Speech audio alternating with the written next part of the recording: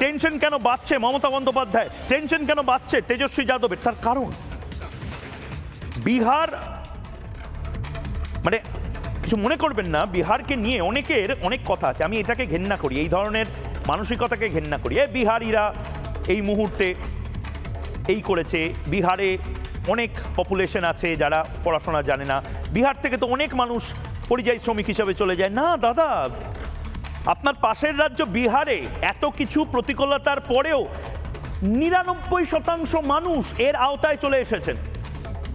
তারা কোনো না কোনো কাগজ দিয়েছেন এবং এই মুহূর্তে সবচেয়ে ভয়ঙ্কর যে তথ্যগুলো আপনার সামনে আনছি, সম্ভবত মৃত ভোটার এই মুহূর্তে প্রায় 21 লক্ষ। ভাবুন, 21 লক্ষ ভোটার তারা মৃত, কিন্তু তাদের ভোটার কার্ড সেগুলো রিজেক্ট করা হয়নি, অর্থাৎ 21 লক্ষ ভোট কোথায় যাচ্ছিল? জবাব চায় বাংলা বা জবাব চায় বিহার। এটা বিহারে হয়েছে।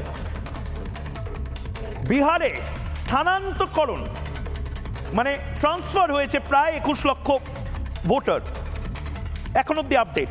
অর্থাৎ কেউ মতিহারি থেকে, পাটনা থেকে হয়তো প্যারিসে চলে গেছেন, কেউ হয়তো পরিযায়ী শ্রমিকের কাজ নিয়ে কলকাতা চলে এসেছেন, হতেই পারে। একাধিক এলাকায়, এটা খুব গন্ডগোলের, একাধিক এলাকায় ভোটার একজন ব্যক্তি 7 লক্ষ।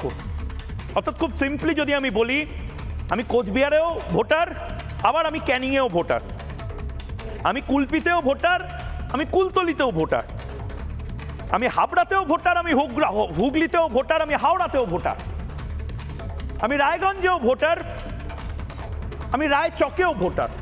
7 লক্ষ বিহারে। এর পরের পার্টটা যেটা খুব গুরুত্বপূর্ণ, এটা বাংলাতে কত শতাংশ হবে? 1 লক্ষ মানুষকে খুঁজে পাওয়া যাচ্ছে না, নাম আছে, ঠিকানা আছে, এবং সূত্রের খবর এদের মধ্যে থেকে একটা বড় সংখ্যক যারা বাংলাদেশি অনুপ্রবেশকারী এবং রোহিঙ্গা, যারা বিভিন্ন ছোট ছোট কাজ নিয়ে বিহারে চলে এসেছিলেন। 1 লক্ষ মানুষ নিখোঁজ। এই 1 লক্ষ ভোটারের মধ্যে থেকে অনেকেই অনুপ্রবেশকারী হতে পারেন বলে মনে করা হচ্ছে। মাথায় হাত পড়বে, টেনশন বাড়বে। আমি কৌস্তব বাগচির কাছে যাব। কৌস্তব বাগচি আইনজীবী, বিজেপি মুখপাত্র, এই মুহূর্তে আমাদের সঙ্গে রয়েছেন। কৌস্তব বাগচি, মমতা বন্দ্যোপাধ্যায়ের ভোট ব্যাংক কি তাহলে শেষ হচ্ছে এবং সে কারণে একটা ম্যাসিভ টেনশন কাজ করছে?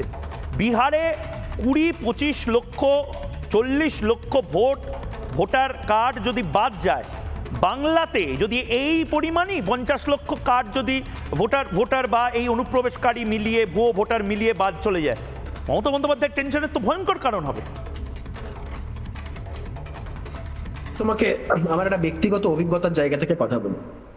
আমার কাছে এই বেশ কয়েকদিন আগে একটা মামলার জন্য একটি মক্কেল এসেছিল। তো তার বিরুদ্ধে, তার বাড়ির লোক এসেছিল, রাদার যে ভদ্রলোকের বিরুদ্ধে মামলা, তাকে তো বর্তমানে জেলে রেখেছে। তার এগেনস্টে একটা 14 ফরেনার্স অ্যাক্টের একটা মামলা হয়েছে। কেন? তাকে গ্রেপ্তার করা হয়েছিল এবং পুলিশের সন্দেহ হয়েছিল যে সে বাংলাদেশি বলে তাকে গ্রেপ্তার করা হয়েছিল। পুলিশটা কিন্তু পশ্চিমবঙ্গ পুলিশ, পশ্চিমবঙ্গটাকে অন্য কোনো রাজ্যের পুলিশ না। এবারে দেখা গেল আমি দেখলাম তার আধার কার্ড আছে, ভোটার কার্ড আছে, সব আছে। এবং আমি সেটা ভেরাসিটিটাকে পরীক্ষা করার জন্য আমি সেগুলোকে অনলাইনেও সার্চ করলাম, দেখলাম হ্যাঁ অফিসিয়ালিও তো সব মিলে যাচ্ছে। কিন্তু আমি ওই ক্লায়েন্টের বাড়ির লোকগুলোর সাথে কথা বলে জানতে পারলাম, এই যে ভোটার লিস্টে ওর যাকে বাবা বলে দেখানো হয়েছে, সে অ্যাকচুয়ালি ওর বাবা নয়, তার দূর সম্পর্কের কোনো মামাকে বাবা হিসাবে দেখানো হয়েছে। তাই বললাম যে আপনারা এরকম বলো না, আসলে এদিকে ওদিকে সেরকম কাজকর্মের নেই, বাংলাদেশেই থাকতো, এখানে কাজকর্মের ব্যাপারের জন্য এদিকে আসা, এবং এইখানে এলাম। তাহলে মামাকে বাবা হিসাবে যে দেখালেন, বললো হ্যাঁ ওটা ওইভাবে তো আমাদের ওদিকে হয়। ভদ্রলোকের মানে যেখানকার ওদের বাড়ির লোকজনেরা থাকে সেগুলো সব হচ্ছে মালদার দিকে। তো বললো যে এরকম আমাদের ওখানে এরকম প্রচুর হয়, টাকা পয়সা দিলে বানিয়ে দেয়। ওই 5,000 টাকা হলে ডুপ্লিকেট, আর অরিজিনাল যদি কেউ নিতে চায় 8,000 টাকা বা 10,000 টাকা দিলে অরিজিনাল ভোটার কার্ড হয়ে যাবে। আধার কার্ডের জন্য 6-7 হাজার টাকা লাগে, তাহলে অরিজিনাল। বললো আপনি অনলাইনে ট্যালি করে দেখুন। আমি দেখলাম সত্যিই তাই।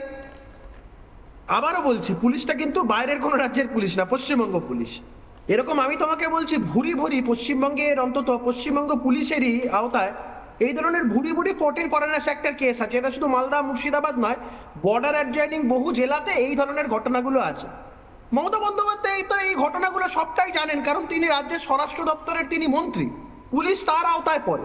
তিনি জানেন না এই 14 ফরেনার্স অ্যাক্টের মামলাগুলোতে কি হয়, কোর্ট একটা অর্ডার দেয় ভেরিফিকেশন করার জন্য, অটোমেটিক্যালি ভেরিফিকেশন করলে ধরা পড়ছে যে যারা ধরুন মামার পরিচয়কে মামাকে বাবা দেখিয়ে এরকম ভোটার কার্ড হয়েছে, তো সেগুলো কোর্টে দিলে অটোমেটিক্যালি কোর্ট তখন এই বিষয়গুলোকে কনসিডার করে তার সাজাও হচ্ছে, তাদেরকে পুশব্যাকও করা হচ্ছে।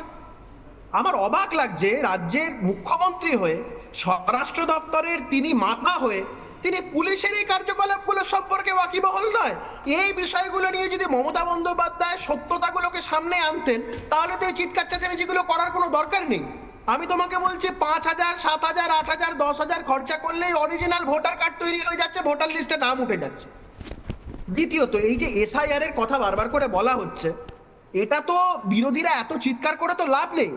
কনস্টিটিউশনের আর্টিকেল 324 অনুযায়ী এই পাওয়ারটা তো ইলেকশন কমিশনের আছে, যেটা স্বচ্ছ ভোটার লিস্ট তৈরি করার ক্ষেত্রে।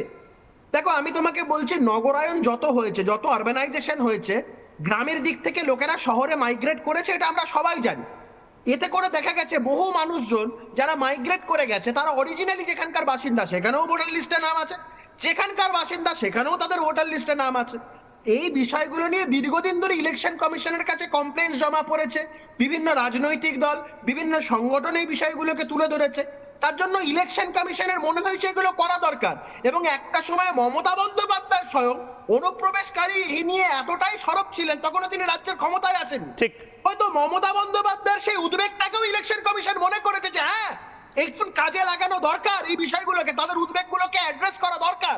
আমি বলছি এই বিষয়গুলো মমতা বন্দ্যোপাধ্যায় আসলে যা করছেন আর আদতে উনি যা জানেন, এর মধ্যে আকাশ পাতাল তফাৎ আছে।